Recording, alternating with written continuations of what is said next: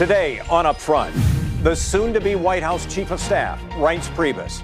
Only on Up Front, Priebus on Donald Trump's transition to the White House and who might be the next Supreme Court justice. Then, counting the votes in Wisconsin again. Do voters lack faith in elections, and could the recount actually help restore it? It's my interview with Elections Commission Chairman Mark Thompson. Covering the issues important to Wisconsin.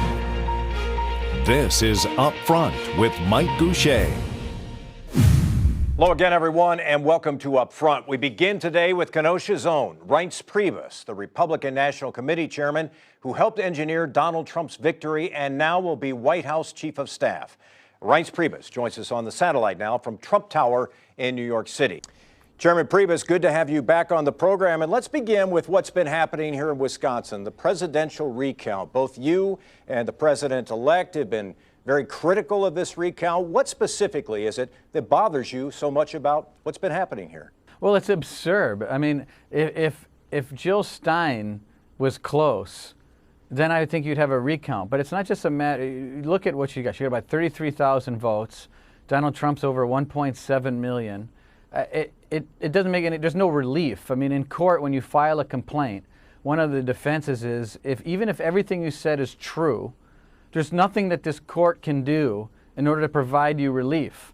She has no chance at all in winning this election. She is wasting everyone's time and money and resources. Nothing is going to change. She has no chance of winning, and she should drop it. This is just a money maker for her to raise money and waste our time. But look, we're doing it. Our volunteers are out there. The state party's doing a great job. Our lawyers are there.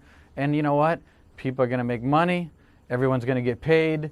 And we're going to win the election again. It's a waste. Very briefly, could there be anything good to come from this? After all, the president-elect has expressed concerns about illegal voting.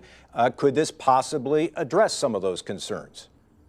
No, the problem is that, you know, the problem is that there's nothing that's going to change the outcome, Mike. I mean, this thing here is a publicity stunt for either Jill Stein or some other entity that we have no idea who's benefiting from all of this. Who knows, maybe there's, you know, fundraising companies that are making a profit off of the online program to raise the money. I have no idea. All I know is that I don't think anyone in Wisconsin, even the most liberal person, doesn't actually believe that Jill Stein is going to win the election from this recount in Wisconsin. I do have to ask you briefly about the comment, actually the tweet, I think, from the president-elect about the millions of illegal votes. Do you share that view that there were millions of illegal votes cast in this election? Look, I think that the evidence is pretty clear. I don't know if you saw the Wall Street Journal the other day. John Fund and another writer wrote an article backed up by a lot of evidence that certainly many people and perhaps millions of people are voting illegally across the country. Now, the problem is that no one can tell. No one actually knows the actual number of illegal votes that take place. So you get PolitiFact and people go bananas every time you bring this story up. But you and I both know that the Milwaukee Police Department issued a 70-page report in Milwaukee. It wasn't the Republican Party that issued the report. It's the police in the city of Milwaukee that issued a report illustrating over 70 pages of sloppiness and a total mess that took place in Milwaukee. So the same thing that Governor Walker has been saying, this is not fantasy land, this is the truth. You would concede, though, there have been other studies done by the U.S. Attorney and by others in the state that have not come up with that same conclusion, that have found there's no widespread fraud. Well, I think that, but you know what, look, it depends where you go. I think it depends a lot. I was part of the legal team in 2000 that represented Bush Cheney in Milwaukee in the potential recount in Wisconsin. I remember, now I was not a senior level guy at the time, I remember running all over the city getting affidavits from people and filing reports of voter fraud and irregularities that took place back in 2000. So this is not, these are people signing documents under penalty and perjury of what they saw. So this isn't fantasy. You're a guy who's been through a lot of campaigns in Wisconsin. You know this state well. Was November 8th strictly about Donald Trump, or did the Clinton campaign make a huge strategic blunder by not going to the state of Wisconsin after the convention?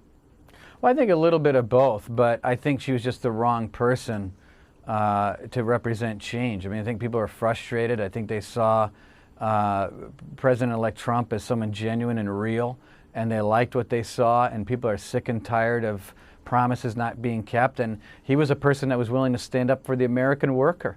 And Lord knows in Wisconsin, we haven't had a presidential candidate stand up for the American worker in a long time. There's been a lot of talk about, people who are billionaires and multimillionaires being appointed to cabinet positions. Do you think the people who voted for Donald Trump should have any concern over what they see in terms of appointments? Will those people who are being appointed be able to appreciate some of the real life issues faced by the people back here? Well, absolutely. I mean, if you want someone running, I mean, and look, it's not much different than, the Commerce Secretary, of Obama, and the fact that they were successful people. But let me just put it this way. I mean, usually the Secretary of Treasury is someone that has a lot of experience in the markets. The Secretary of Commerce is the same vein. Wilbur Ross is someone who's had incredible success all over the world and striking great deals. And look, some of these people are very successful, some of them are very smart, and some of them have profound wealth. It doesn't disqualify them. In fact, I think most Americans would say, you know what, I want these successful people turning our country